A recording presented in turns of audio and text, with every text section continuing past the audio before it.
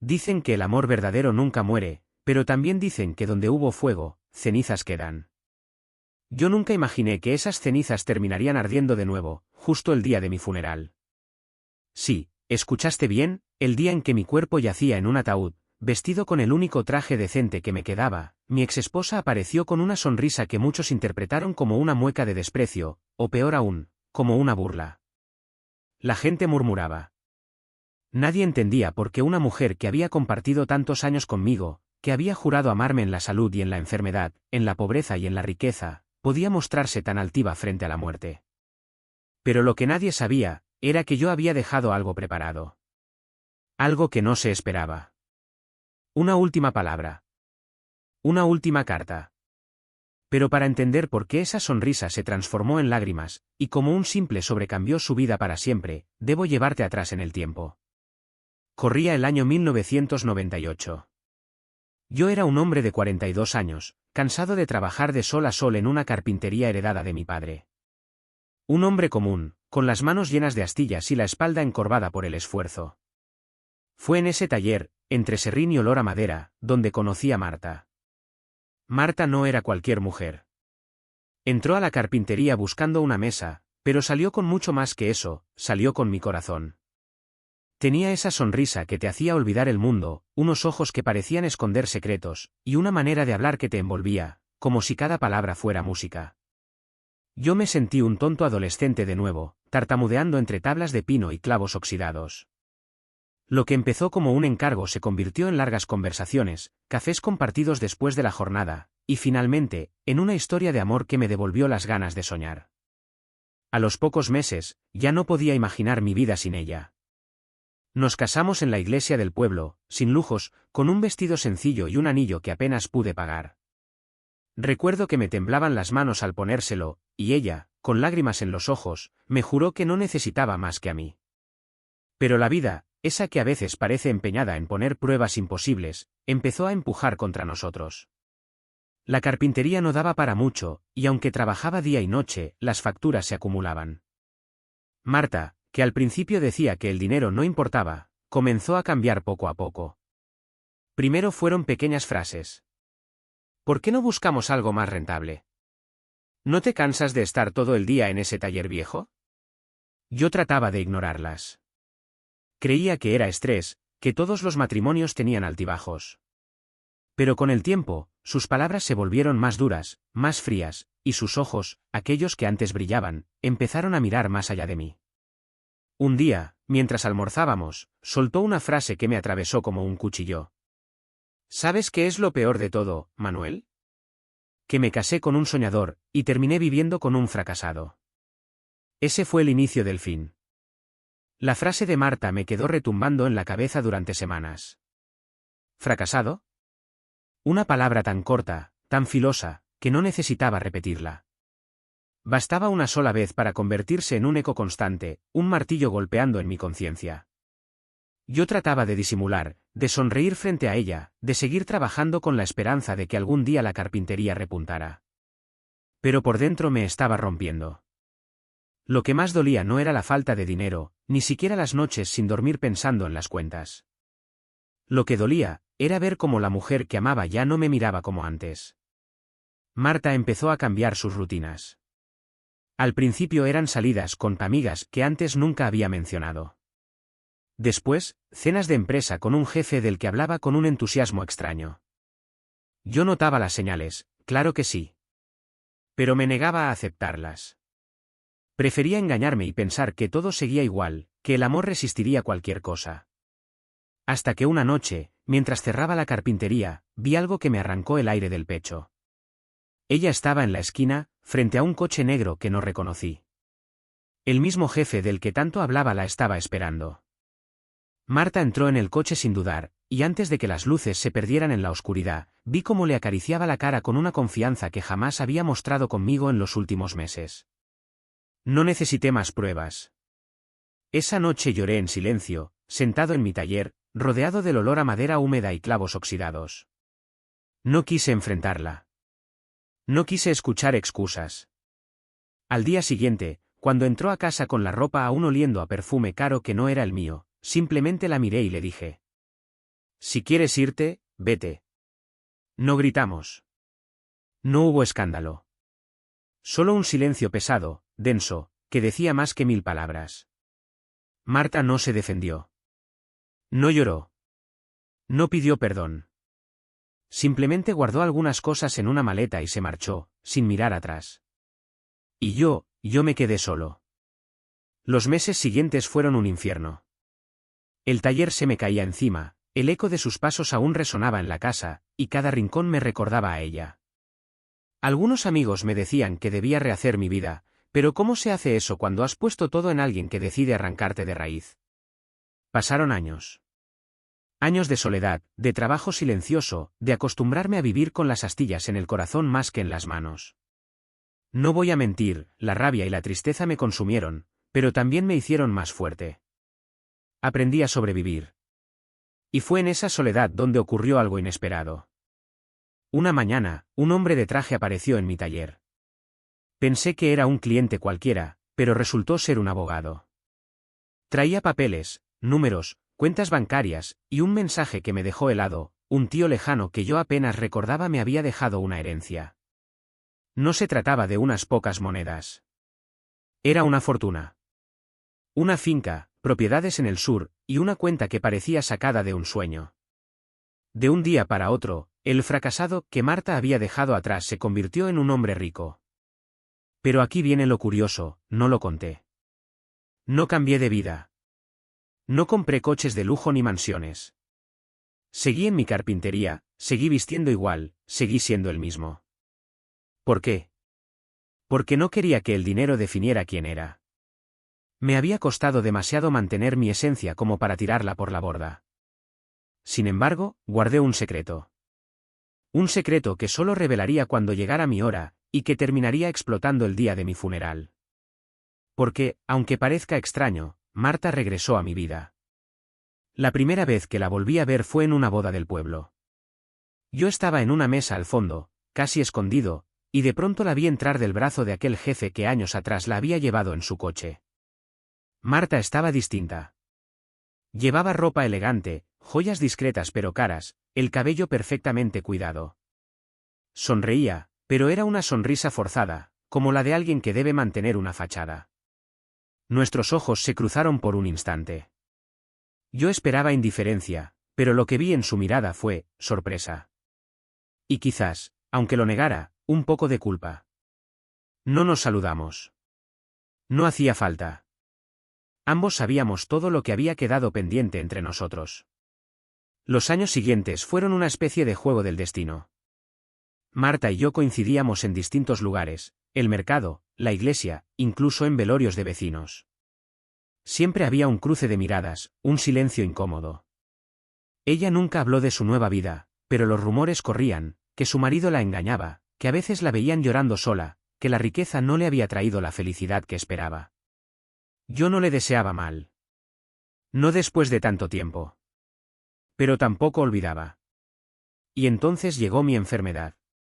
Un diagnóstico inesperado, una batalla que sabía que no iba a ganar. Fue entonces cuando decidí escribir la carta.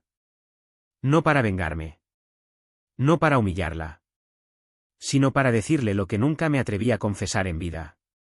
Una carta que solo se leería en el momento indicado, frente a todos, en mi funeral. Y así fue como Marta apareció aquel día, con su vestido negro ajustado, con esa sonrisa fría que muchos interpretaron como burla. Pero ella no sabía, que estaba a punto de escuchar mis últimas palabras. El salón donde se llevó a cabo mi velorio estaba lleno. Vecinos, amigos de toda la vida, antiguos compañeros de trabajo, incluso algunos que hacía décadas no veía. Yo, claro, ya no podía presenciar nada, pero como si mi espíritu pudiera flotar en ese lugar, me gusta pensar que lo observaba todo desde arriba. El ambiente era solemne, pesado, con ese olor a flores frescas que siempre acompaña a la muerte. Y allí estaba ella. Marta. Mi ex esposa. Vestida de negro impecable, con un velo discreto que apenas le cubría los ojos. Se notaba que había pensado cada detalle, como si quisiera demostrar que aún conservaba cierto aire de grandeza, incluso frente a la tragedia. Algunos cuchicheaban. Otros la miraban con desaprobación, recordando lo que me había hecho. Y sin embargo, ella sonreía. No era una sonrisa de felicidad, sino de triunfo. ¿Indiferencia? Nadie lo sabía con certeza. Lo que sí era seguro, es que no esperaba lo que estaba a punto de suceder. El notario, un hombre de traje gris y voz firme, se levantó en medio del salón y sacó un sobre cerrado. En la portada, con mi letra temblorosa, estaba escrito: para Marta. Que estas palabras lleguen donde mi voz ya no alcanza. El murmullo se detuvo. Todos miraron hacia ella. Marta palideció por un instante, como si el corazón le hubiera dado un vuelco. Trató de mantener la compostura, se acomodó el cabello detrás de la oreja y fingió indiferencia. Pero en el fondo, yo sabía que temblaba. El notario carraspeó y comenzó a leer. Querida Marta. Si estás escuchando esto, significa que ya no camino en este mundo. No sé si lloras mi partida o si simplemente viniste por cortesía. No importa.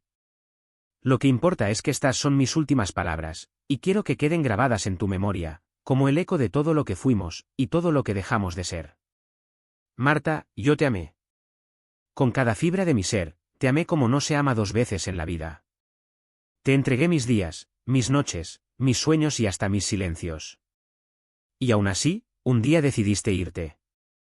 No te culpo, al menos no ahora. La vida te mostró caminos distintos y tú elegiste otro rumbo. Pero quiero que sepas algo que nunca confesé, nunca fui un fracasado, como una vez me llamaste. Quizás en ese momento no tenía dinero, ni lujos, ni joyas que colgar en tu cuello. Pero siempre tuve algo mucho más valioso, un corazón que latía por ti. Eso, Marta, era mi mayor riqueza. El destino, caprichoso como es, decidió años después darme una fortuna. Una herencia inesperada que cambió mi vida en silencio. Nadie lo supo, ni siquiera tú. Sí, Marta, durante años viví con una riqueza que jamás mostré, porque entendí que el dinero no me definía. Yo no quería comprarte amor con billetes, quería que me amaras por quien era yo, no por lo que tenía. Y tal vez esto te sorprenda, pero aún en tu ausencia, nunca dejé de desearte lo mejor. Nunca te odié. La rabia que sentía aquel día que te vi partir se fue desvaneciendo con el tiempo. Y lo único que quedó fue un recuerdo, doloroso, sí, pero también lleno de lo que una vez fuimos. La sala estaba en silencio absoluto. Podía escucharse hasta la respiración entrecortada de algunos. Marta mantenía los labios apretados, como si resistiera un golpe invisible. El notario hizo una pausa, respiró y continuó leyendo. Y ahora, Marta, debo hablarte de mi última voluntad. Esa fortuna que heredé, esa que nadie sabía que existía, no se irá conmigo a la tumba. La he dividido. Una parte quedará en manos de organizaciones que ayudan a niños sin recursos, porque siempre creí que un futuro mejor empieza en la infancia. La otra parte, está destinada a alguien que, aunque me hirió, también me enseñó la lección más grande de mi vida, que la verdadera riqueza no está en los bolsillos, sino en el corazón. Sí, Marta. A ti. Sé que ahora mismo quizás estés confundida, tal vez incluso molesta. Pero mi deseo es que uses ese dinero no para ostentar, no para aparentar, sino para encontrar, al fin, la paz que tanto buscaste lejos de mí. Marta, esta es mi última carta, y mi último regalo. No es venganza. No es castigo. Es mi forma de liberarme, y de liberarte. Adiós. Cuando el notario terminó de leer, un silencio denso se apoderó del lugar. Nadie se atrevía a hablar. Algunos me juzgarían por dejarle mi herencia a quien me traicionó, otros pensarían que fui un loco sentimental. Pero yo sabía que, en el fondo, ese gesto tenía un propósito más profundo. Marta, al escuchar mis palabras, no pudo sostener más su máscara. Aquella sonrisa con la que había llegado al funeral se quebró de golpe. Su rostro se desfiguró en lágrimas que intentó ocultar, pero ya no pudo contener. Los que estaban cerca contaron después que su cuerpo temblaba, que su respiración era entrecortada, y que por primera vez en años se mostró vulnerable. Ese día, Marta entendió que yo nunca había sido el fracasado que ella creyó. Que mi mayor victoria fue haber amado con un corazón limpio, incluso a quien me rompió en pedazos. Marta no volvió a sonreír aquel día. Después de que el notario terminó de leer la carta, se quedó inmóvil en su asiento, con la mirada perdida y las manos crispadas en el regazo. Parecía que el mundo entero la observaba, como si todos esperaran una reacción, un gesto de orgullo, un comentario sarcástico, cualquier cosa. Pero nada. Solo lágrimas, silenciosas y pesadas, cayendo sobre el pañuelo que intentaba ocultarlas. El funeral terminó en un ambiente extraño. Algunos se marcharon murmurando que yo había sido demasiado generoso, otros lo interpretaron como una venganza disfrazada de bondad. Lo cierto es que nadie quedó indiferente. Y Marta se levantó del banco con pasos lentos, como si cada palabra que había escuchado aún le pesara en el alma. Desde ese día, las cosas cambiaron para ella. Marta había llegado al funeral pensando que el tiempo la había absuelto, que la vida le había dado la razón. Había construido, o intentado construir, una nueva vida con lujos, apariencias y un marido que le prometió el mundo. Pero ahora, con mi carta, esa fachada se resquebrajaba. Porque no se trataba del dinero. No se trataba de la herencia. Se trataba del espejo que le había puesto frente a los ojos. Yo, el supuesto fracasado, el hombre al que abandonó, le estaba mostrando que la riqueza que ella había perseguido toda su vida no servía de nada si no había amor, si no había paz en el corazón. Las semanas siguientes fueron un torbellino para Marta. El abogado la citó para formalizar los trámites de la herencia. Ella firmaba los documentos con la mano temblorosa, sabiendo que cada firma no era solo un trámite legal, sino un recordatorio de mis palabras. ¿Estás segura de querer aceptar todo esto?, le preguntó el notario en una ocasión. Marta dudó. Nunca había dudado antes frente al dinero. Pero esa vez, bajó la mirada y respondió con un hilo de voz. No lo sé. Su marido, aquel hombre que años atrás la había deslumbrado con promesas y lujos, no tardó en mostrar su verdadero rostro. Al enterarse de la herencia, empezó a presionarla, a manipularla, a recordarle que juntos podrían multiplicar esa fortuna. Pero Marta ya no era la misma.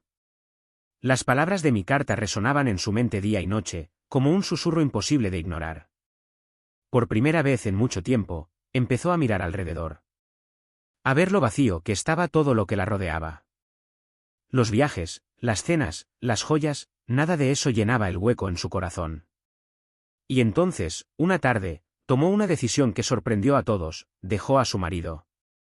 Sí, Marta hizo las maletas.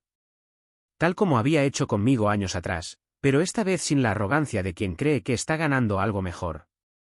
Se marchó sola, sin mirar atrás, con el rostro cansado pero con una determinación que nunca antes había tenido. Se mudó de nuevo al pueblo. Nadie entendía nada. Algunos pensaban que había perdido la cabeza, otros que solo venía a presumir su nueva fortuna. Pero Marta no volvió para presumir. Volvió para empezar de cero. Y aquí viene el verdadero giro. Con parte de la herencia que recibió, Marta decidió invertir en algo que jamás habría imaginado años atrás, restaurar mi vieja carpintería.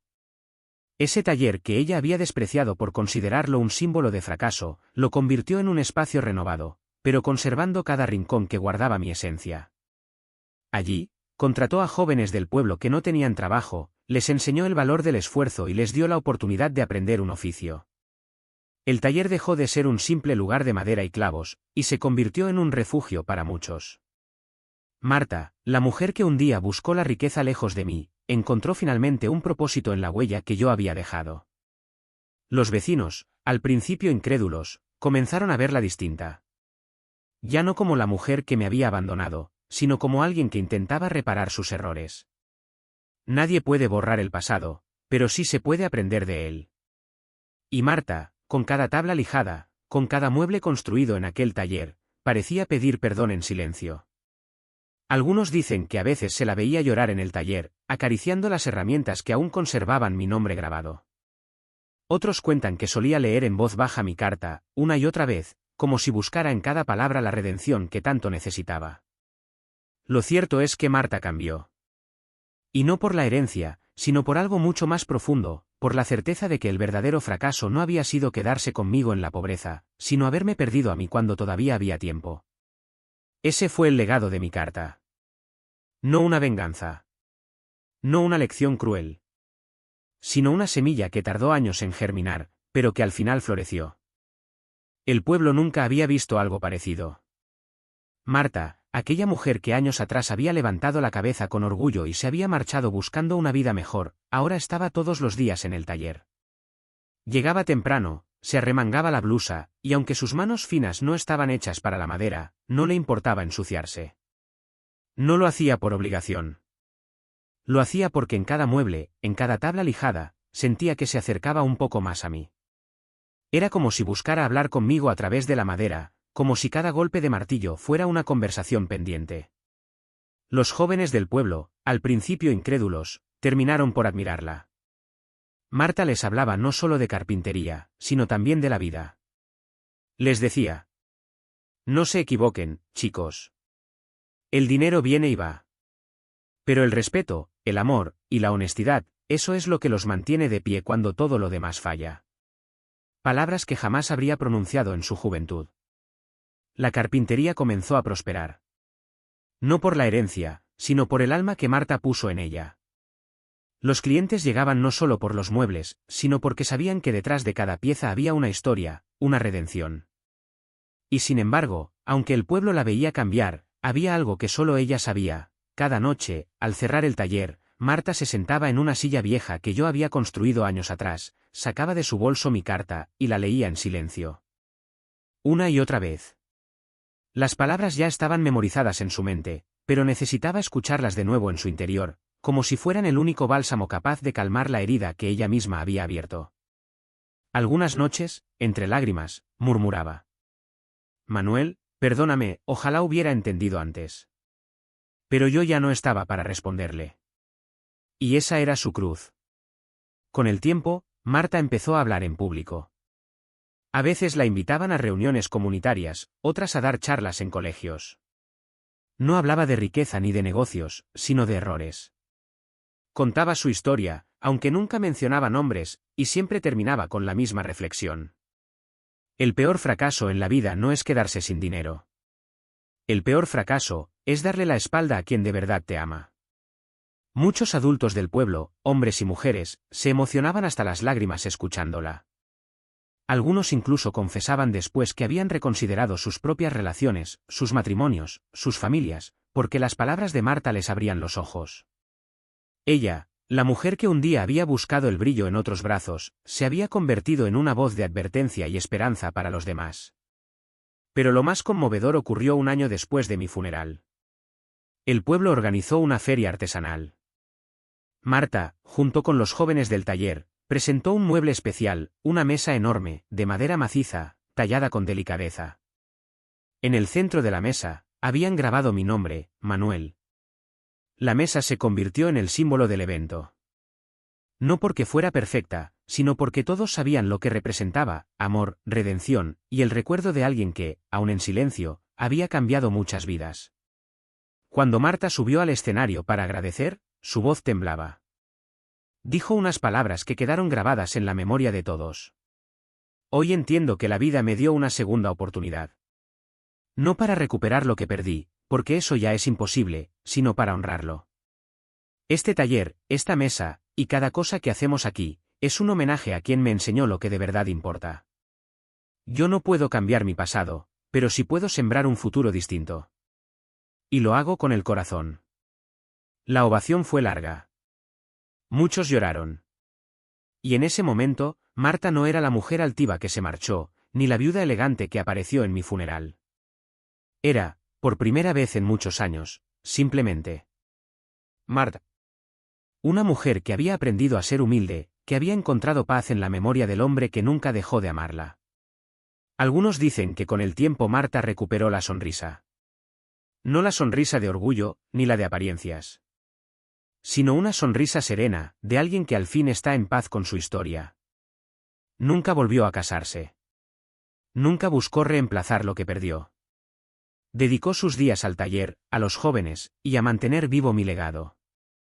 Y cada aniversario de mi muerte, la veían en el cementerio, dejando flores en mi tumba y leyendo en voz baja mi carta, como si aún pudiera escucharme.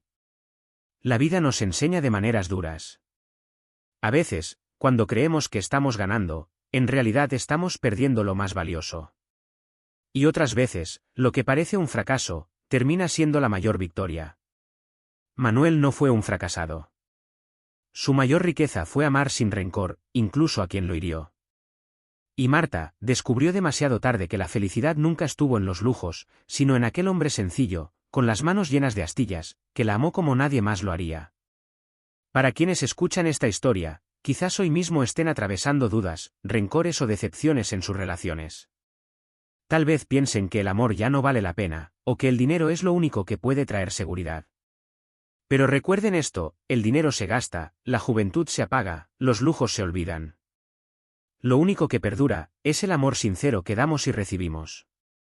Y a veces, no hay segundas oportunidades para valorarlo a tiempo.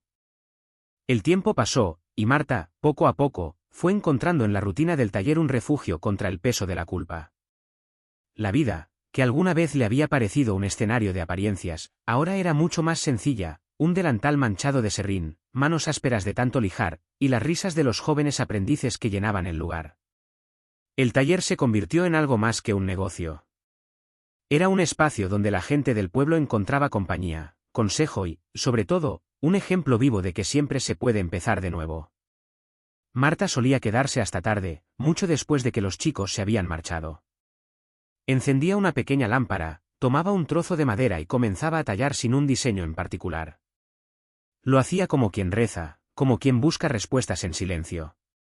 En esos momentos, sus pensamientos siempre iban hacia mí. ¿Qué hubieras dicho, Manuel, si me hubieras visto así? ¿Habrías creído en mi cambio? Se preguntaba con un nudo en la garganta. Y aunque yo ya no estaba para contestar, a veces juraba escuchar mi voz en el crujido de la madera, como si las paredes del taller guardaran mi espíritu. El pueblo también había cambiado su percepción sobre ella. Lo que en un principio fue desconfianza, con el tiempo se transformó en respeto. Los ancianos la miraban con ternura, los niños la saludaban con cariño, y hasta aquellos que alguna vez la habían criticado en voz baja ahora reconocían su esfuerzo. Una tarde, una vecina se acercó al taller con lágrimas en los ojos. Había perdido a su esposo hacía poco y se sentía sola. Marta la escuchó en silencio, y cuando la mujer terminó de hablar, le dijo: «Yo también supe lo que es perder, aunque de una manera distinta. Y si algo aprendí es que el amor verdadero nunca se va. Se queda contigo, aunque ya no esté físicamente. Lo importante es qué haces tú con ese recuerdo. Puedes hundirte en él, o puedes convertirlo en fuerza para seguir». Aquellas palabras no solo consolaron a la vecina, sino que también sorprendieron a Marta. Porque, sin darse cuenta, ya no hablaba como la mujer que fue. Hablaba como alguien que había comprendido la lección que la vida le dio demasiado tarde. Los rumores sobre su transformación llegaron incluso a oídos de su exmarido. Una tarde, apareció frente al taller. Marta lo vio llegar con su coche elegante y su sonrisa falsa, la misma que años atrás la había deslumbrado. «Así que aquí estás», dijo él, mirando el lugar con desdén. «Perdiendo el tiempo con serrín y chavales inútiles, cuando podrías estar viviendo la vida que mereces». Marta lo miró con calma. Ya no era la mujer que se dejaba hipnotizar por las promesas vacías. «Esta es la vida que merezco. Y créeme, es más rica que todo lo que tú puedas ofrecer». El hombre intentó insistir, pero ella lo detuvo con una frase que lo dejó sin respuesta. «El dinero puede llenar una casa, pero nunca llenará un corazón vacío». Y lo echó sin titubear. Esa noche, Marta durmió mejor que en muchos años. Con el paso de los meses, Marta empezó a escribir. Al principio eran solo pensamientos sueltos en un cuaderno viejo, reflexiones sobre su vida, sobre el amor, sobre el error de haber confundido éxito con felicidad. Pero pronto esas páginas se convirtieron en un testimonio. Alguien del pueblo leyó algunos de sus escritos y le sugirió publicarlos. Marta se rió al principio, incrédula. ¿Quién querría leer sus confesiones? Pero finalmente aceptó. El libro, titulado Cartas de Redención, no tardó en volverse popular, no solo en el pueblo, sino en otras regiones. Personas que nunca la habían conocido encontraban consuelo en sus palabras. En charlas, entrevistas y reuniones, Marta repetía siempre el mismo mensaje. «Yo no vengo a hablar como una mujer perfecta. Vengo a hablar como alguien que falló, que perdió lo más valioso que tenía, y que aprendió que nunca es tarde para cambiar, aunque ya no puedas recuperar lo perdido».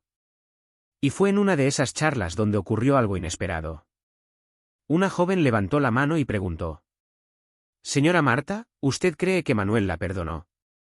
El silencio se apoderó de la sala. Marta apretó el cuaderno contra su pecho y sus ojos se llenaron de lágrimas.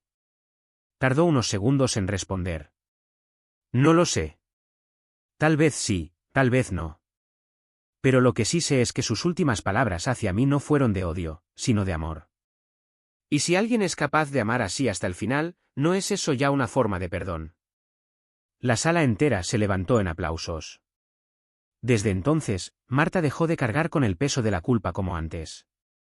No porque lo hubiera olvidado, sino porque entendió que el verdadero perdón no siempre llega desde fuera, a veces empieza en uno mismo.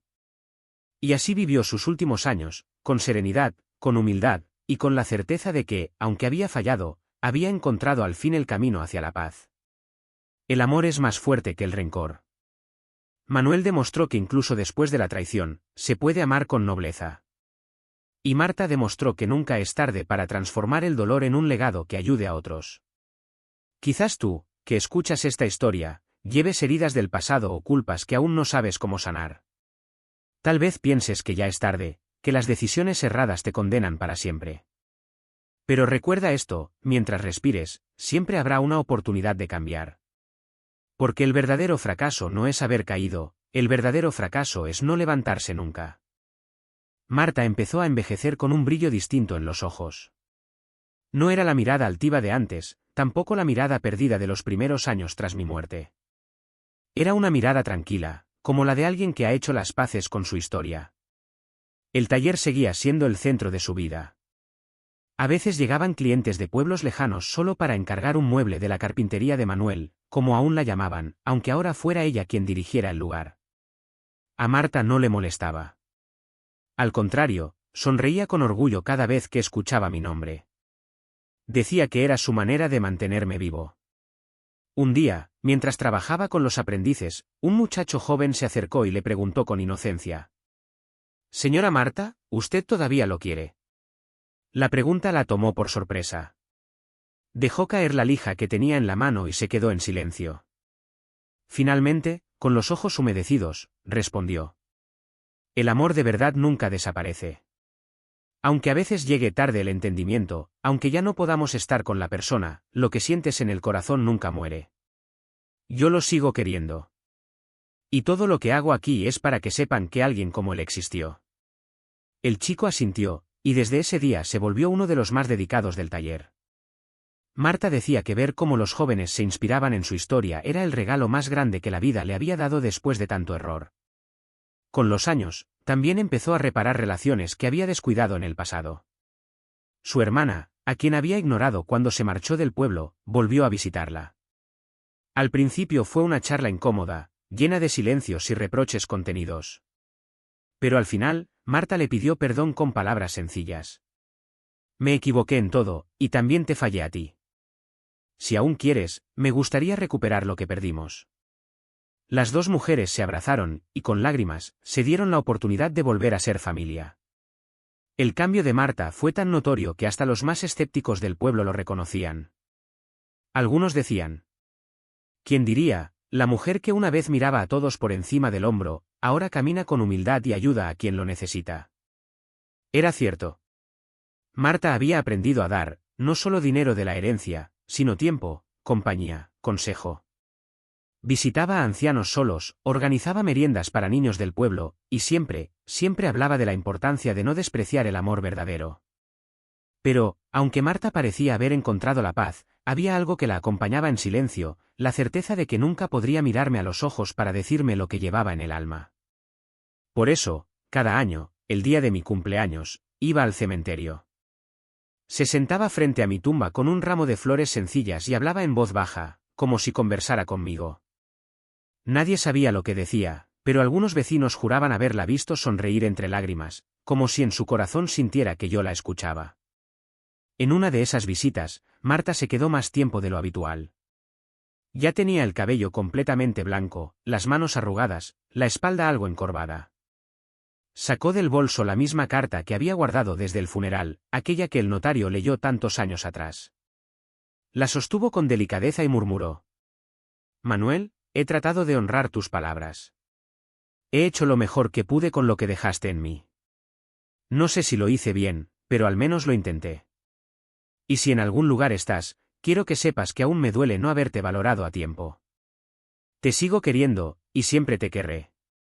Una brisa suave recorrió el cementerio en ese instante, y Marta cerró los ojos. A veces, en esos momentos, parecía sentir mi presencia. Como si yo estuviera allí, escuchando, respondiendo en silencio. Con el paso de los años, Marta ya no era solo una mujer en busca de redención. Se convirtió en un símbolo. El pueblo la recordaba como la mujer que aprendió demasiado tarde, pero que nunca dejó de luchar por cambiar. Los jóvenes que habían pasado por el taller hablaban de ella como de una segunda madre, y cada mueble que salía de ese lugar llevaba consigo no solo madera, sino una historia de amor, pérdida y esperanza. En sus últimos días, cuando ya le costaba caminar, Marta seguía pidiendo que la llevaran al taller. Se sentaba en la silla de siempre, acariciaba las herramientas viejas que aún conservaban mi nombre grabado y sonreía. Era como volver a estar cerca de mí. Un atardecer, mientras observaba cómo los aprendices terminaban una mesa, Marta suspiró y dijo en voz baja, casi para sí misma. Ahora entiendo, Manuel. No era el dinero, ni la casa, ni los viajes. Era esto, la vida sencilla, el trabajo honesto, el amor verdadero. Eso era la riqueza. Perdóname por no verlo antes. Nadie respondió. Pero quienes estaban cerca aseguraron después que la paz en su rostro en ese momento era indescriptible. Como si al fin hubiera cerrado un ciclo que había comenzado tantos años atrás. Los últimos años de Marta fueron tranquilos, aunque no estuvieron exentos de nostalgia. Su cuerpo empezó a debilitarse, pero su mente seguía lúcida y clara. Había aprendido a reír de nuevo, aunque siempre con una melancolía escondida detrás de cada sonrisa. Decía que reía para que los demás no se preocuparan, pero quienes la conocían sabían que su corazón seguía habitado por un amor imposible de borrar. El pueblo entero la cuidaba. Era como si, con el tiempo, la comunidad hubiera adoptado un rol protector hacia ella, casi como una manera de reconocer su transformación y agradecerle todo lo que había dado. No faltaban los vecinos que le llevaban pan recién hecho, niños que le tocaban a la puerta para mostrarle dibujos, o ancianas que la visitaban solo para conversar. Marta había pasado de ser una mujer juzgada a convertirse en alguien profundamente querida. Aún así, cada noche, cuando se quedaba sola en su pequeña casa, sacaba un cuaderno en el que seguía escribiendo. Pero ya no eran reflexiones de culpa o cartas a mí. Eran memorias, recuerdos de momentos simples, la primera vez que yo le enseñé a usar una garlopa, aquella tarde en la que nos quedamos bajo la lluvia riendo como niños, o la manera en que solía dejarle flores silvestres en la mesa sin que ella se diera cuenta. Escribía con detalle, como si quisiera rescatar hasta el más mínimo gesto de amor que alguna vez nos unió. Quizás alguien lo lea algún día, susurraba mientras mojaba la pluma en tinta, y entienda que nunca hay que dar por sentado a quien te ama de verdad. Una tarde de invierno, Marta se sintió especialmente débil. Se recostó en su sillón favorito, aquel que había sido hecho por mis manos muchos años atrás. La madera ya estaba gastada, pero seguía firme. Acarició el brazo del mueble y murmuró. Todavía estás aquí, Manuel. Nunca me dejaste sola, ¿verdad? Cerró los ojos y se quedó dormida. Los vecinos, al no verla salir al día siguiente, entraron a la casa y la encontraron así, serena, en paz, con el cuaderno abierto sobre su regazo y una página escrita a medias.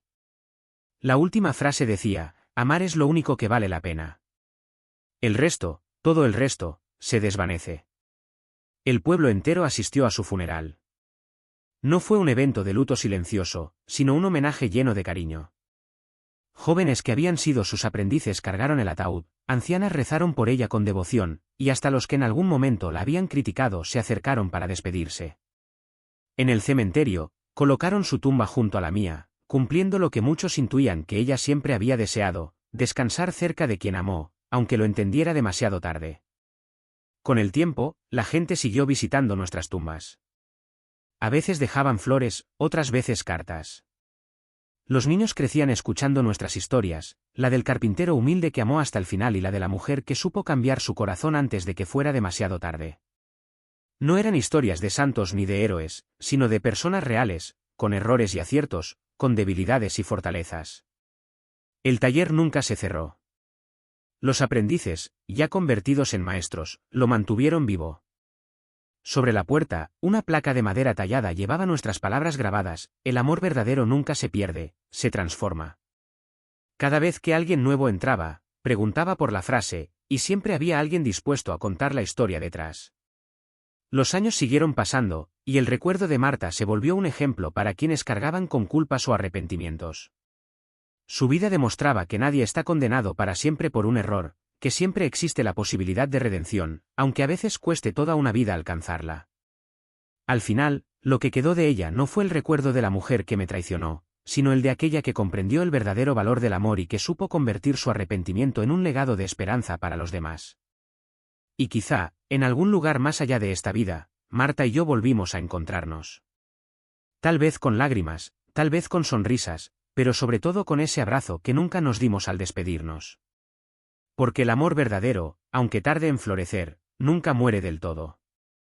Se queda, esperando el momento de renacer.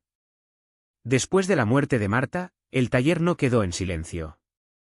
Muy al contrario, cada golpe de martillo, cada chasquido de madera cortada y cada risa de los aprendices parecía una prolongación de su espíritu. Los vecinos decían que, cuando uno cruzaba la puerta, era imposible no sentir la presencia de ambos, del carpintero humilde que dejó un amor sin condiciones y de la mujer que aprendió, demasiado tarde, a comprenderlo. Los jóvenes contaban anécdotas que ella les había repetido muchas veces. Uno decía: recuerdo cómo Marta nos hablaba de la primera vez que Manuel le enseñó a clavar un clavo sin torcerlo. Ella se reía porque nunca lo consiguió, pero decía que lo importante no era el clavo, sino la paciencia que él tuvo con ella. Otro contaba cómo, en las tardes de lluvia, Marta solía narrarles historias de cuando era joven, antes de dejar el pueblo. Decía que en aquellos años se sentía atrapada, con ansias de ver el mundo. Y que, al marcharse, pensaba que la felicidad estaba en los lujos, en las luces de las ciudades. Pero siempre terminaba esas historias con la misma reflexión. Yo salí a buscar la riqueza en todas partes, y nunca supe que ya la tenía en casa, en los ojos de un hombre que me amaba como nadie. Las palabras calaban hondo en los chicos.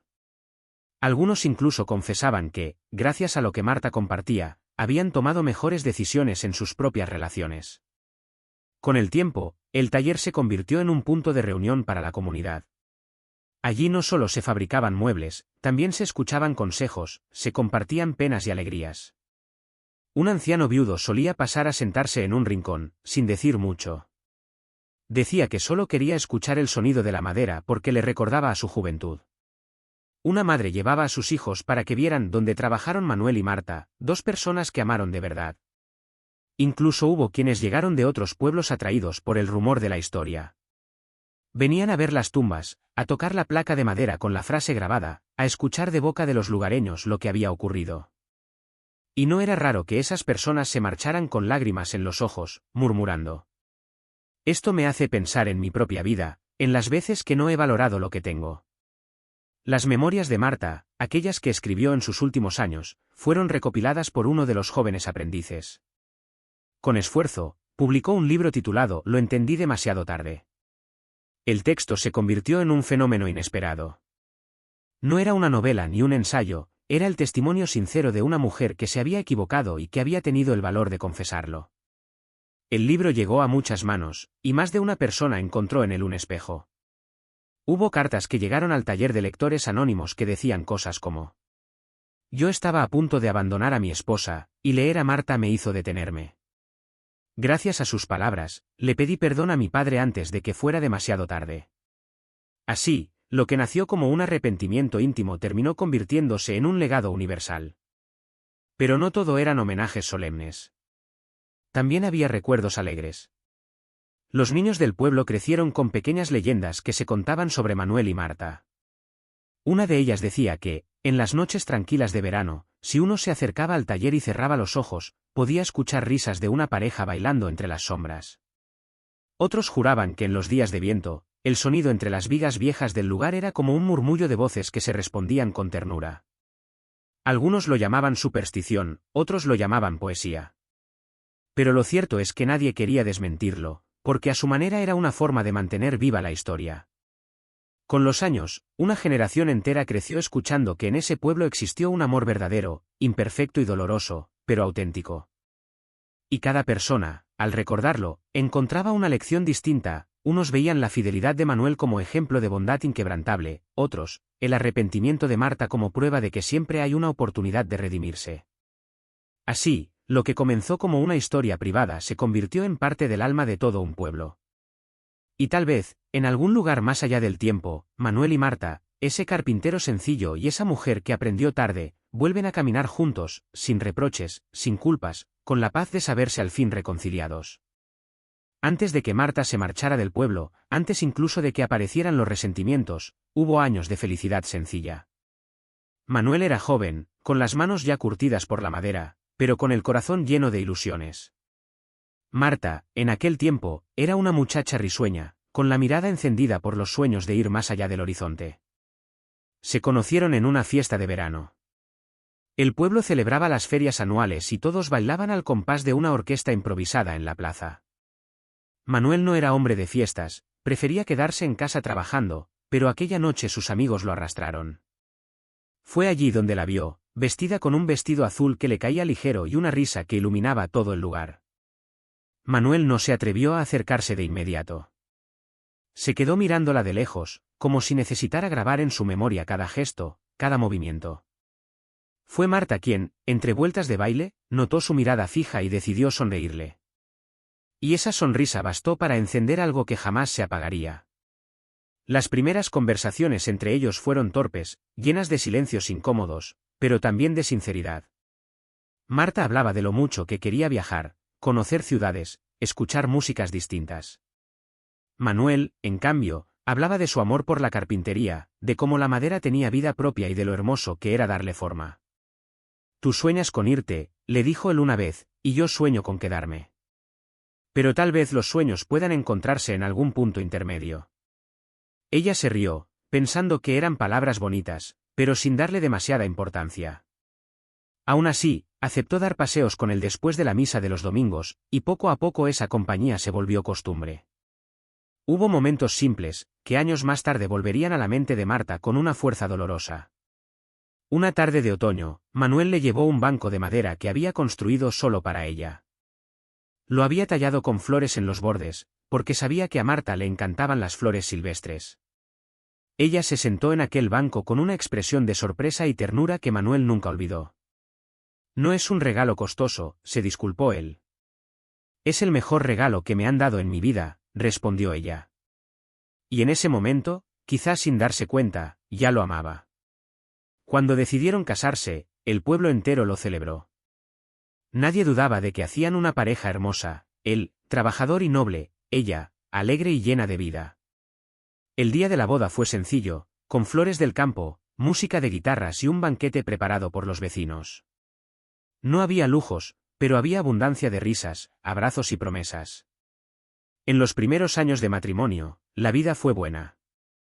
Marta ayudaba en el taller, aunque siempre con torpeza. Manuel se reía cuando ella intentaba clavar un clavo y terminaba torciéndolo. Ella se enfadaba fingidamente y él, para consolarla, le decía: «La madera, como la vida, necesita paciencia. Y tú eres la mejor parte de mi vida».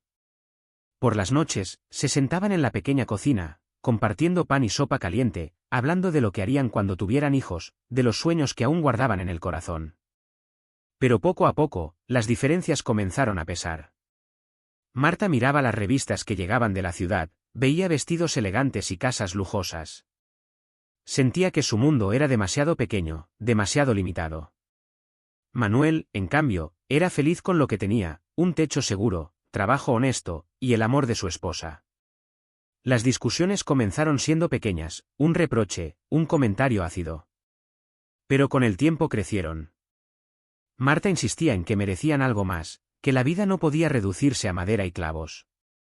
Manuel, paciente al principio, intentaba explicarle que la felicidad no estaba en lo material. «No entiendes, Manuel», le decía ella, «no quiero pasarme la vida aquí, sin ver nada, sin ser nadie». «Pero ya eres alguien para mí», respondía él. «Eres todo lo que necesito». Esas palabras, aunque sinceras, no lograban calmar la inconformidad que ardía en Marta. Cuando finalmente decidió marcharse, lo hizo con lágrimas, pero también con una firmeza que asustó a Manuel. No hubo gritos ni reproches en esa despedida. Solo una maleta pequeña, un abrazo frío y una promesa rota. Manuel, con el corazón destrozado, la dejó ir. Los años siguientes fueron para ella un torbellino de ilusiones y decepciones, de lujos pasajeros y soledades profundas. Para él, en cambio, fueron años de trabajo silencioso, de espera sin condiciones, de amor que resistía a pesar de la ausencia. Ese contraste fue lo que más tarde haría que la culpa de Marta fuera tan grande. Porque mientras ella corría detrás de lo efímero, él seguía fiel, creyendo que algún día volvería.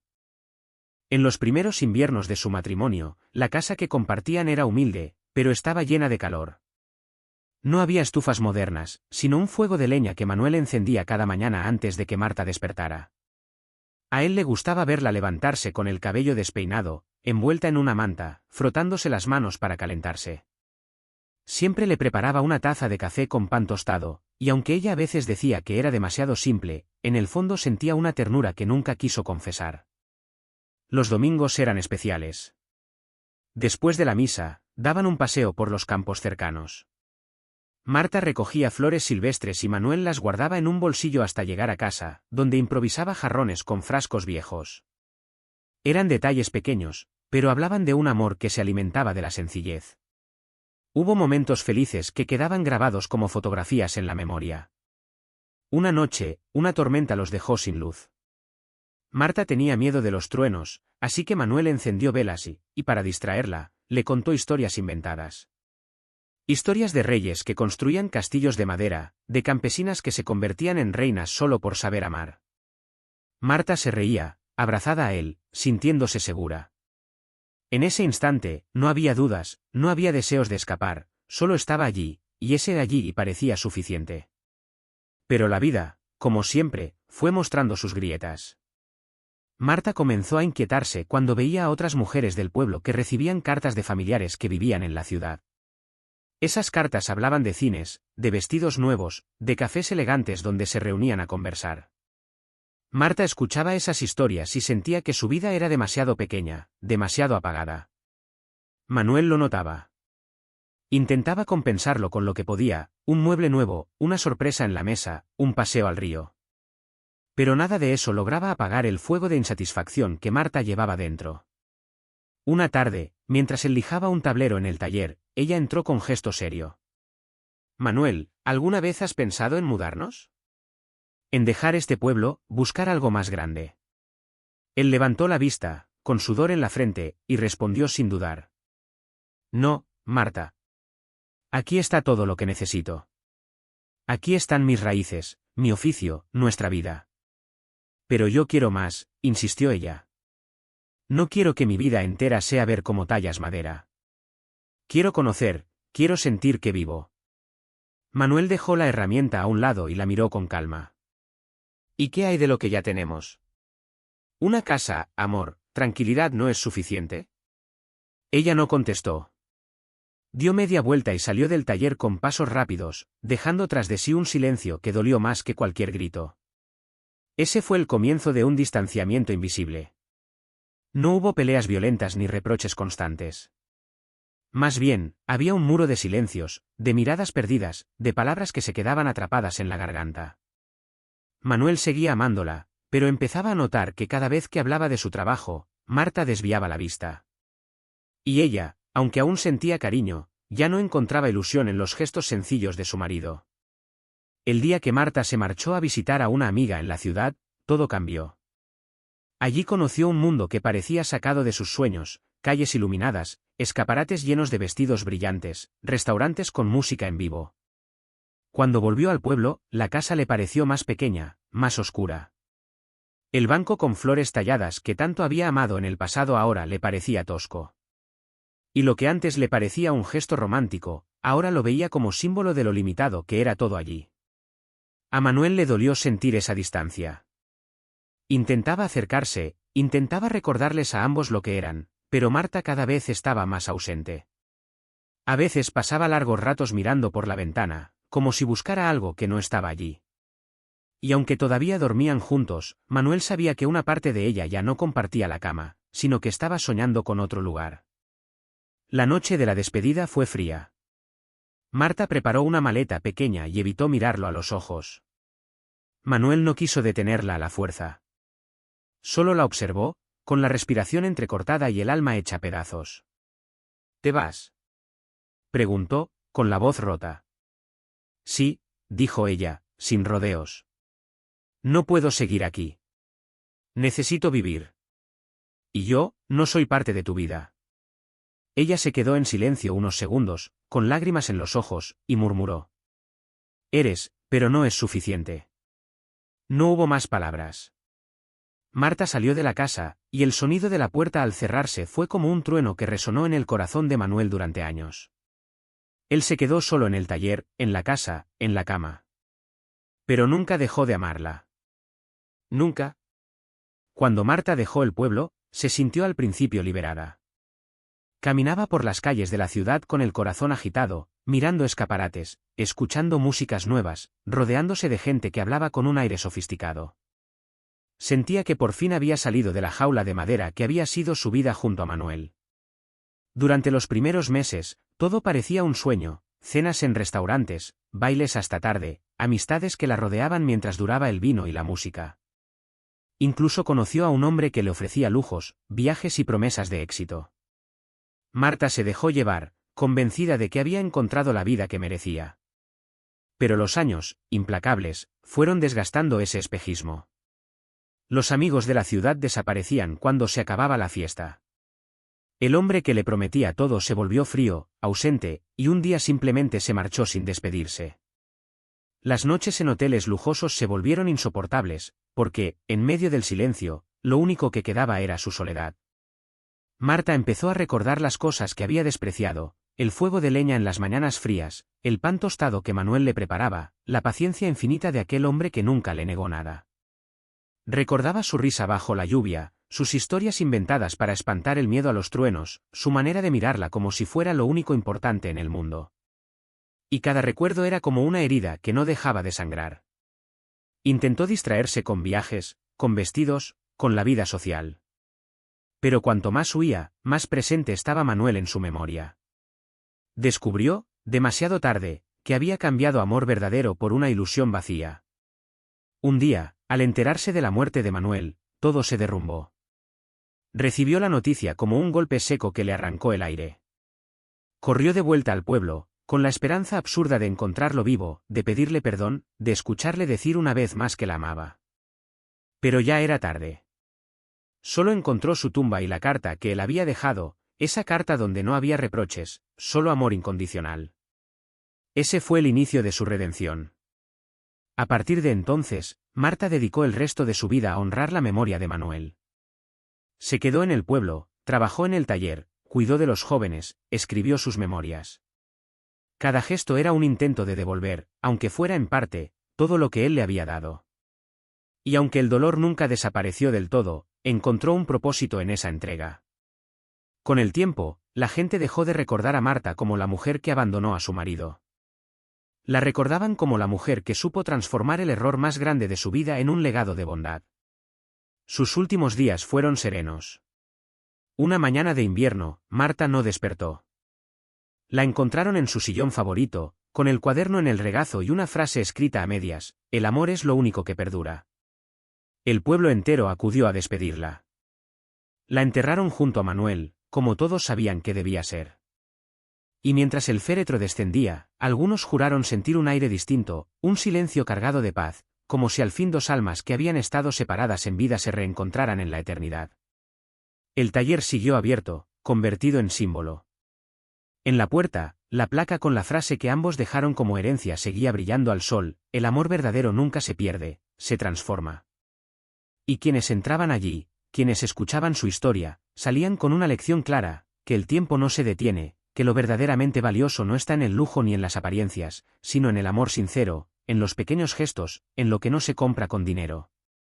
El recuerdo de Manuel y Marta quedó vivo, no como el de una pareja perfecta, sino como el de dos seres humanos que, con sus errores y aciertos, enseñaron que nunca es tarde para amar, nunca es tarde para pedir perdón, y que incluso cuando todo parece perdido, siempre queda la posibilidad de redención. Y así, Entre la madera del taller, entre las flores del cementerio y entre los corazones de quienes conocieron su historia, el amor de Manuel y Marta siguió vivo. Porque el amor verdadero nunca muere, solo espera pacientemente el momento de renacer.